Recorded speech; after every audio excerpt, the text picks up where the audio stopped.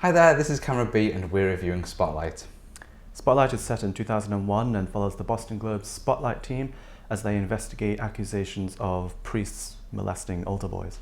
Going into this then, I knew the basic story that it was going to cover, but I hadn't followed the story closely. No, me neither. I never knew any of the details or anything like that. Which I think was good, because they explained it all. Yeah, they did, because you don't know what spotlight means until they explain it, a decent part into the film. Yeah, there's no required knowledge for this. I was concerned that there might be, might have had to have followed the cases, that sort of thing, but no, it's not. Exactly. So overall thoughts, I really enjoyed it. I did, yeah, it was fantastic. Okay then, let's break it down. Cinematography first of all. It was okay. Yeah, it was just standard affair, nothing particularly wrong about it. Yeah, you're right, standard I guess, kind of. I mean, it told what the story it needed to tell, and it kind of felt of the era that it was meant to represent, so I thought that was okay. Yeah, I mean, it didn't portray too much of the emotions of the characters, but it was perfectly clear and it was very decent camera work. Which for a film that's sort of covering journalism is right, it should just be clear, let the story talk for itself, as good journalism does. Yeah.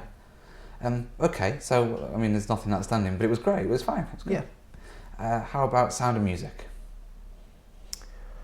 Can't remember much of the music. No. The sound was okay, it was decent, no complaints. Yeah, no, I think no complaints is the right summary for this. It's not something that I can remember hearing a track thinking, oh yeah, that's well placed, or anything like that. It was more documentary style in its feel of sound and music. Yeah. Sound and music, that's about all we have to say. Script. Very good. Just the right amount of exposition there. There's nothing too patronising. You could follow it very clearly. It was very good. Yeah. Which I think we're getting the feeling from it already that it was solid, it was very good, but it's not one that's going to make us rave about it. No. But I mean, the thing about the script is it's there to tell the story, and it did exactly that. And everybody said what they needed to say. There wasn't anything that was stupid, so that was fine. Yeah. Acting wise, then, I thought that was more of the okay. There's some really good stuff in here. It was. All of the actors in this film were fantastic performances all around. There were a lot of main characters in it. It wasn't like it was just focusing on one particular person. I expected that Mark Ruffalo's character would be the centre of the whole thing, but it wasn't so much. And that required everybody to be strong, and they were. Yeah, and I think that's also a very good thing about the plot and the script, is that they gave an equal opportunity to all the actors. Yeah, they did. And everybody excelled in what they had to excel in. I mean, supporting characters-wise, there were quite a lot of other cast members involved, from priests to lawyers, that sort of thing. Again, they were all good performances. Yeah, and particularly the victims of these crimes, they portrayed the emotional effects of it very well. Okay, go from acting then, we'll go to pace and plot. No complaints. Yes, very good pacing, very good plot. I mean, it's based on real events, so it had something that it could follow plot-wise and pacing-wise. But they did a good job of it gradually developed into something. They took a long time to find the issue and then grow it and that sort of thing. Yeah, I think they spent a realistic amount of time, in my mind, in questioning the story itself before really fully investing in the investigation. Yeah, because they could have opened with just, we've got this story, we're going to go with it, but it was more of introduce you to the team, what else they've done, and then we'll get there and discover it with them. Which is right, because we're following the journalists. We want to go through the same process that they did. Yeah, and despite the fact that we know it's true, yeah, you still have that doubt that they'll seed into you at the beginning. Yeah, it's kind of interesting that you know exactly how it's going to go, but you still are learning with the journalists. Quite clever the way they did that. Yeah. I think there are enough beats. One of the concerns that you could have had is that it's just one continuous story, going on. It could have got a bit dull, but there were things happening throughout. There were new discoveries, new people brought in. I think it all worked together. It didn't have that issue of we're just following one story growing. Other things were going on. Yeah, it was very well done. There was the bit where one of the journalists, he has children and a wife, and he realizes that one of the priests lives nearby. And thinking about it, I thought, does it feel like an artificial drama added in?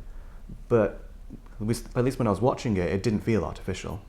No, I think the purpose of that is maybe to show how big of a deal it was to people, how scared, angry, annoyed they were at it. Because we never saw anything from the point of view of the public. We were there with the journalists, we were in on it. So him making that discovery kind of shows us the way the public might respond to the story. And for me at least, it made me think, if that's the effect it has on him, all the readers of this paper are going to feel that way. Yeah, exactly. Mm. Yeah, I guess it was accentuating how widespread it was and all this stuff. Yeah. So, well done. And watching it didn't feel artificial anyway, so it was perfectly well placed.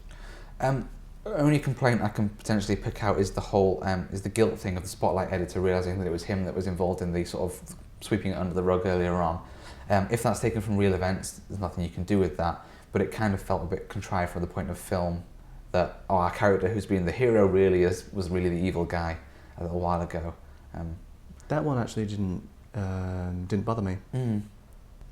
I mean, the way that the church was portrayed in this, I thought was perfectly fine as well. You know, we didn't see anything unpleasant really, but the attitude that you got from the church, just in the response that they gave through the phone to the journalists or whatever, and the things that were reported to us, like they refused to comment, that was clever in itself and worked. Yeah, and really the film wasn't really about the church, it was really more the investigation into the church, so it was good that they didn't focus too much on that. Final thing that I really got to say then is the very end of the film, they end by showing a list of all the places that this affected, and I liked that. I thought that was a really good thing, because we've seen Boston, the whole time they've been talking about Boston, and they've made that up to be such a massive thing. You spent 2 hours or whatever looking at it, and then they say, but it applied in all these other places too. Yeah, exactly, and it really hit you. It's like when you look at the wall of soldier names, Memorial Day and all that stuff. It's like that hard-hitting thing when you see that for the first time, and it's exactly the same here. And there are so many titles you can't even read them before they flash to the next one, and it really hits you hard. And the whole cinema went quiet during that, and you could hear gasps when people recognised places that they saw. And then they also used the word survivors in that ending as well, you know, telling us how many survivors there were, which is something they'd picked up from the film. I thought that was a really nice way to end it, and it told you where it sat in the context of this whole situation. So but I mean, pace and plot overall, it's like the rest of it. Apart from the tiny little things you could pick out, it was good, it was solid, but it wasn't amazing sort of response. Exactly. Yeah. Overall thoughts then? Would you pay to see it again? I would pay a reduced price. Yeah, I don't think I would want to see it again in the cinema. It might be something that I'd want to watch again, but I want a bit of time. It's not a repeated viewing sort of film, is it? No, exactly. But I really enjoyed it, and I came out thinking it's not what I expected. I didn't know what to expect, but I really enjoyed it. Yeah, it's definitely worth a watch. It's not a film that makes you stop and say, this is what the art of film is about, but it is a film that makes you think, it is a pretty good film, you should watch it. Yeah. And I think it's also one of those things that it's just kind of like The Big Short. It's one of those things that you should have seen, because it fills you in with some information on history that I think is worth remembering. Yeah. I think it serves a valuable role there. Yeah. It was clean and it was informative. Well, that's it for this episode of Camera B, but we'll be back around about the same time next week with another film review. Remember, you can find out more by going to h9blog.com/camerab. You can like this video and subscribe to our YouTube channel, and the audio version of this podcast is also available on iTunes. Just search for Camera B. Until next week though, bye bye.